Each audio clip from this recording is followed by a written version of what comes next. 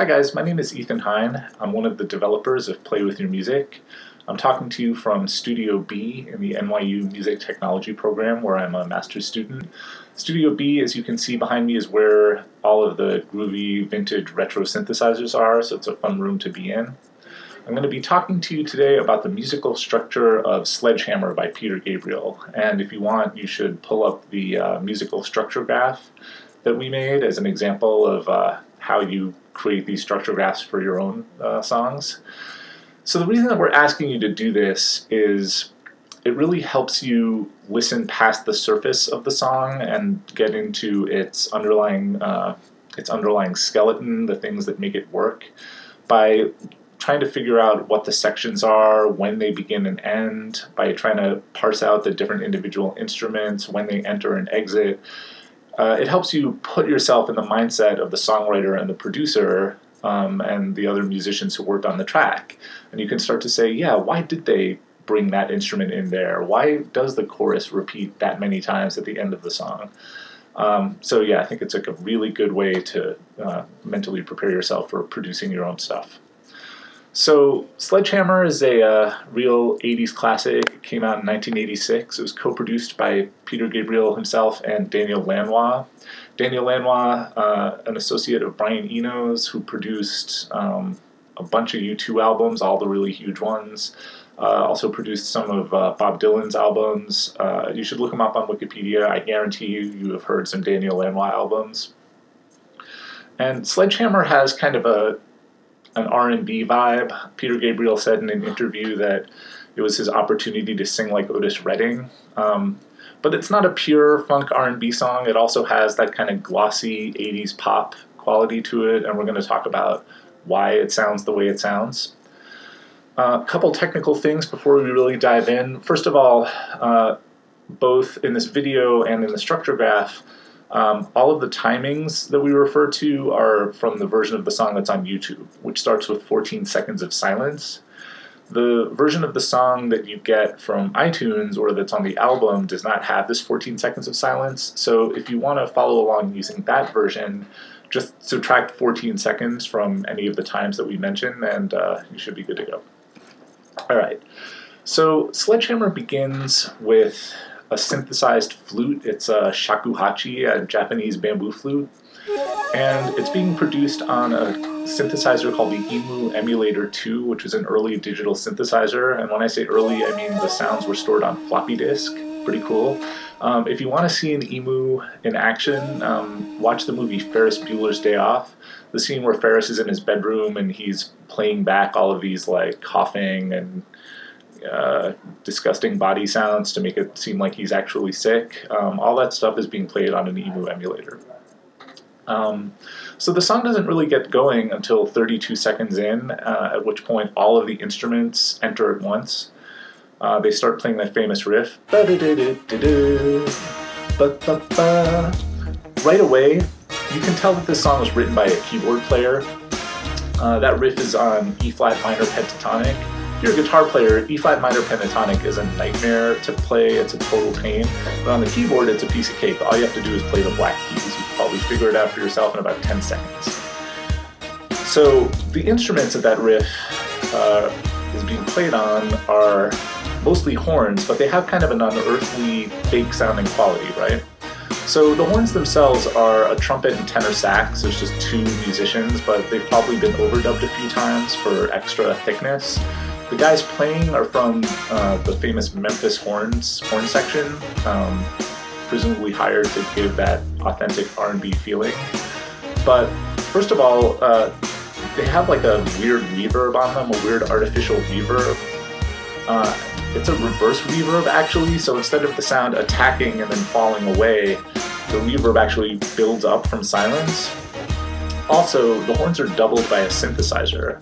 According to my sources on the internet, that synth is a Prophet 5, which is another groovy vintage synth. This time it's an analog one from the 70s. He's mostly using it as an organ. It sounds, at least with the preset that he's using, it sounds a lot like a rock organ, like a Vox Continental or something like that. It's got that real triangle wave sound. But every once in a while, over the course of the song, he opens up this kind of pitch wobble, this which is very synth sounding. And so he's doubling this horn riff in the synth, and the timbres merge together to produce this sound that's kind of classic R&B, but also kind of futuristic 80s pop. And that's a strategy that we're going to hear a lot of throughout this song. So let's talk a little bit about the rhythm section. The drums are played by a guy named Manu Katché, who is a legendary session drummer. So these drums also sound conspicuously weird and kind of fake. And actually, on my first listen to the song, I thought it might just be a drum machine. So what I did was I took the song and put it into software called Ableton Live, which is DJ remixing software. One of the things that Ableton does is it detects the tempo of a song. And Sledgehammer does not have a steady tempo. It kind of wanders around between 95 and 97 BPM. That's not a big variation, but it's enough variation to let us know that this is definitely a human playing and not a drum machine. And it's a real testament to how good Manu Katché is that it's hard to tell that he's a guy playing extremely steadily. But part of the reason the drums sound kind of fake is gated reverb. And gated reverb is a real iconic sound of the 80s. Peter Gabriel used it quite a bit, but we mostly associate it with Phil Collins, right? Like In the Air Tonight, those huge, classically 80s drums. So the way you get that sound is you put like gigantic amounts of reverb on the snare. And normally what reverb does is it diffuses the sound and makes it decay slower. So instead of a regular snare drum hit, you get, right? This big diffuse sound.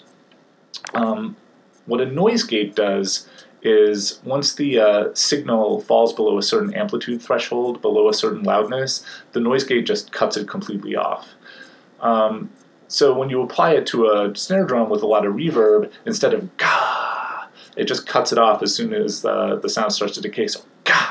So you get that nice combination of a big, spacious reverb sound with a the tight punchiness of a dry snare drum sound. The other big component of the rhythm section is the bass. The bass is played by another legendary session guy, Tony Levin, who played on, I think, pretty much all the Peter Gabriel solo albums. Not all of them, and most of them. And like the drums, the bass has a really kind of conspicuously fakey, synthy quality. And again, at first listen, I thought that this might have just been like a sequenced synthesizer.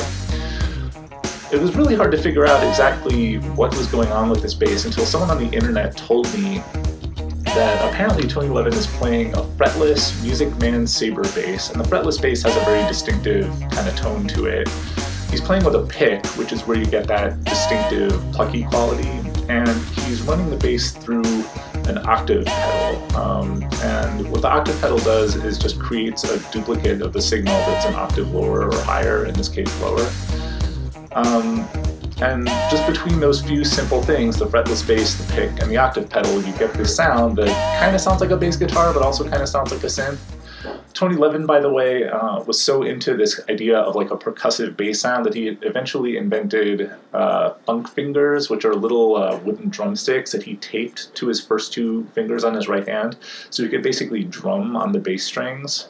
And that's something that he used in some later Peter Gabriel songs, like Steam, for example. In the middle layer of the rhythm section, you've got the guitar. The album credits say that there are two guitarists, a guy named Daniel Rhodes and, David Rhodes, my bad, and Daniel Lanois himself. It doesn't sound like there are two guitarists on it, right? It sounds like one guitarist playing just a very kind of dense, chunky line.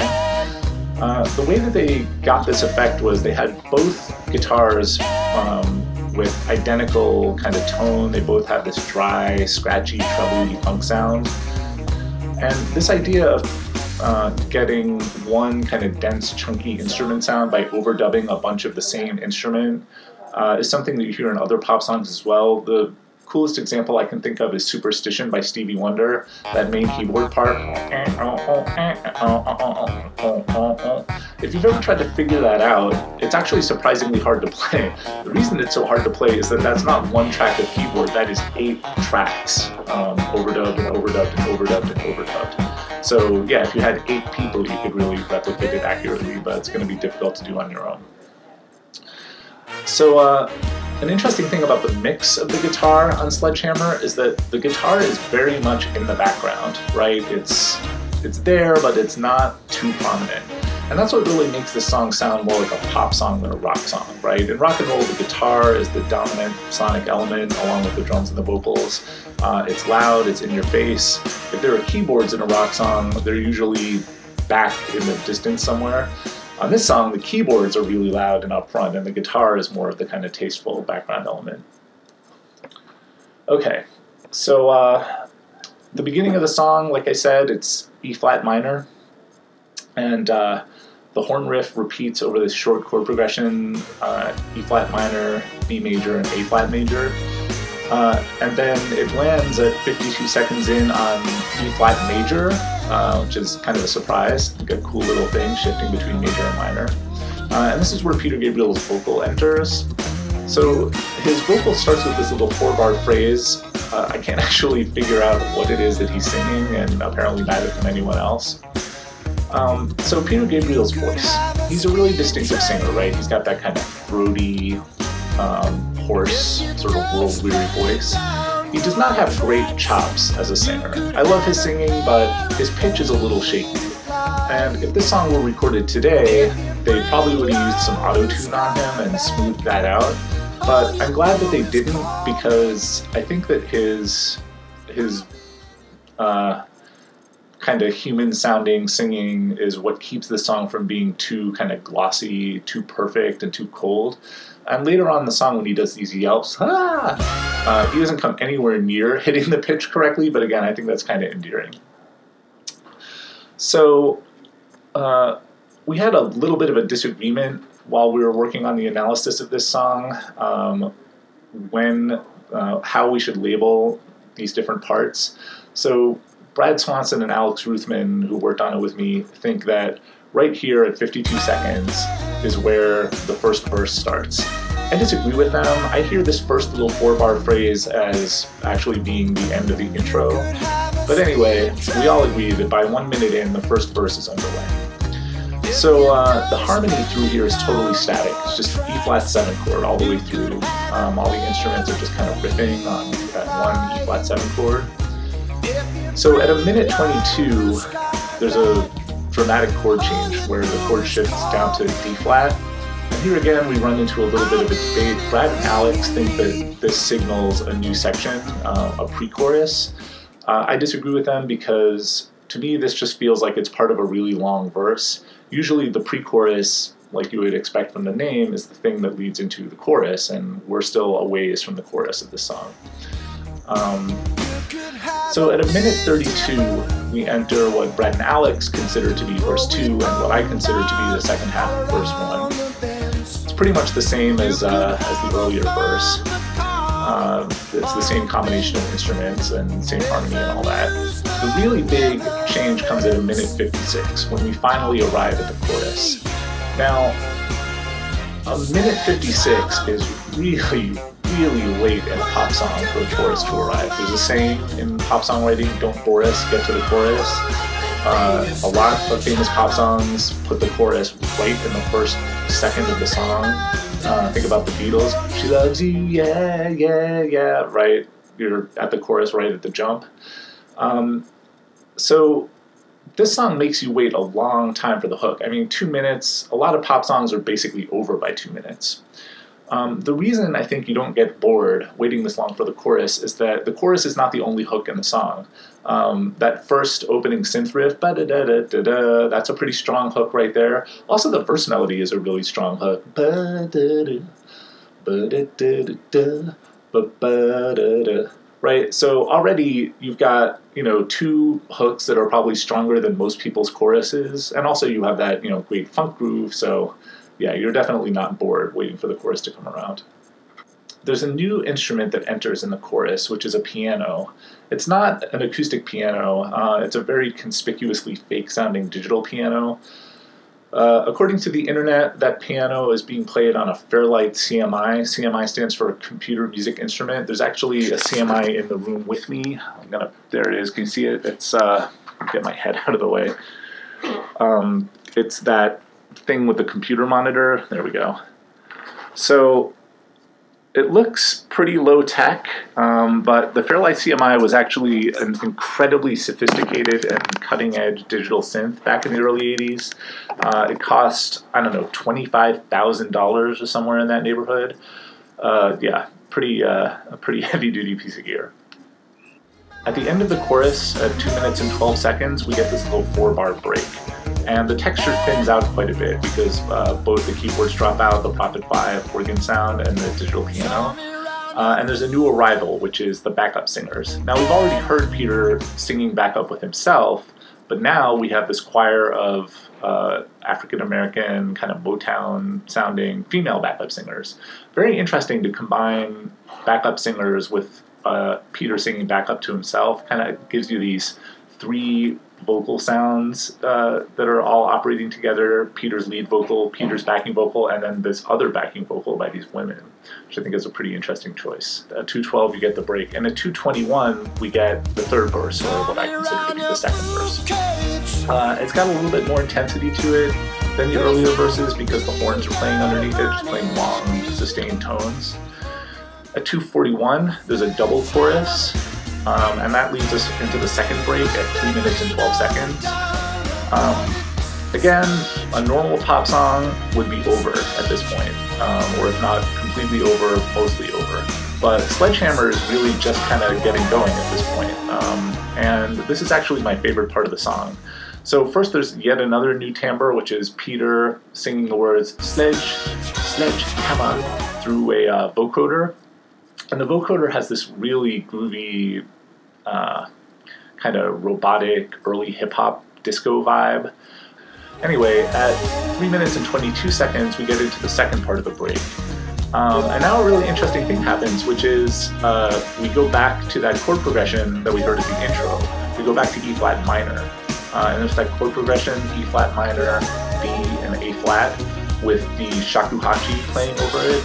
And I think the reason this is such a cool moment in the song is that you're hearing something familiar, but you're hearing it in a new context, right? 3 minutes, like you haven't heard all this musical material in like 2.5 minutes, which is a long time in a song.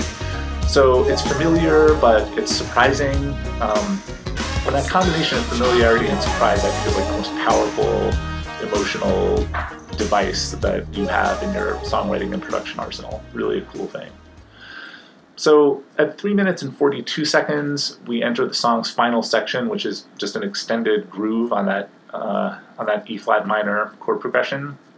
And there's this interesting call and response between the 3 vocal parts, right? So Peter's lead vocal will say, "I kick the habit," and then the backing vocal will echo Peter's backing vocal, "Kick the habit," and then the female backup singers will echo again, "Kick the habit." Then Peter's lead vocal, "Shed my skin," and then the backup vocals, "Shed my skin," and so on through the rest of the group. Yeah, it's a really lively and energetic kind of effect. So the groove fades out a little bit after the 5-minute mark, and 5 minutes is long for a song that you would hear on the radio. But, you know, if you have this kind of powerful funk groove, people will not get bored. I mean, as far as I'm concerned, this song could be 45 minutes long, and you probably wouldn't get tired of it. So, yeah, that's it. That's Sledgehammer.